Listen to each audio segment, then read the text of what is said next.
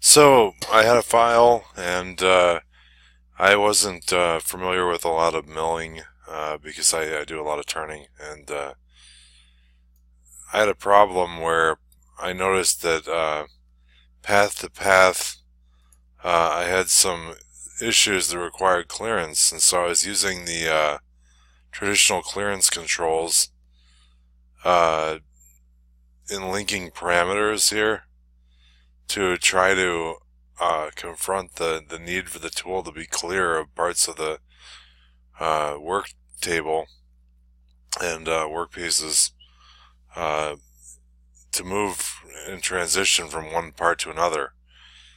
And the problem with that was if you make your transitional move governed by linking parameters, you'll see all your clearance moves coming up like 2 inches over the part, and you'll waste a lot of production time. So, for example, when you make a transition, I'm trying to find one here.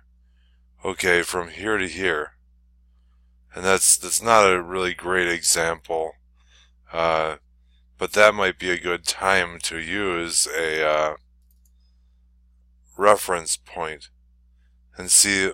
What I did was the path previous where the tool is coming from, I give it a retract reference point Z only. So like you're able to click in these boxes and have X, Y reference points and then it'll vector.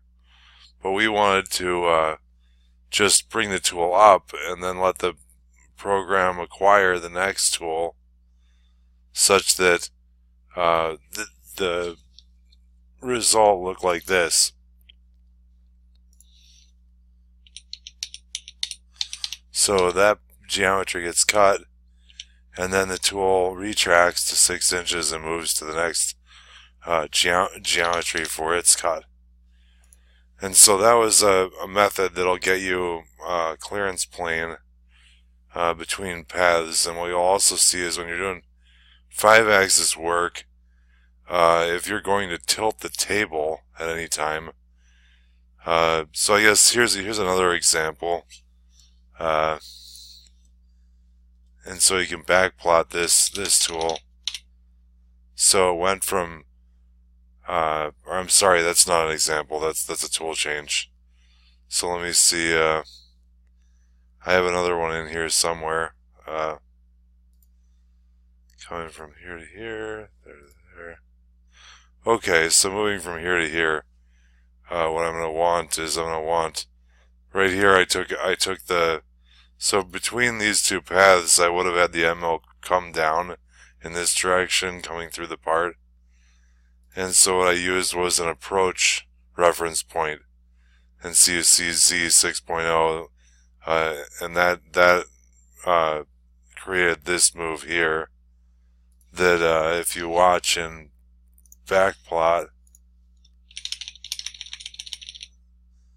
looks like that. So the tool gets finished here, moves to this reference point before coming down. The other thing you can do with these is if you know the table is going to tilt, and I have a couple tilts in this tool here. Let me see.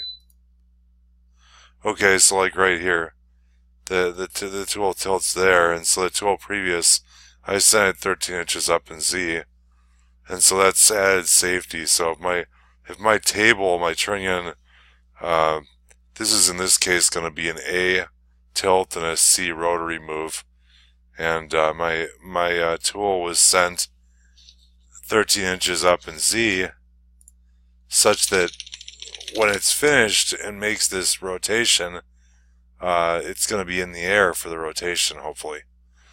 And so using these strategies with reference points, I was able to cut 4 minutes of cycle time off this program on this palette. So it was a tool that I felt was more useless in lathe. However, I talked to some guys who use it in lathe. If you know how long your tools are going to be, you can make a move to a retract. That means more if you've got bigger parts.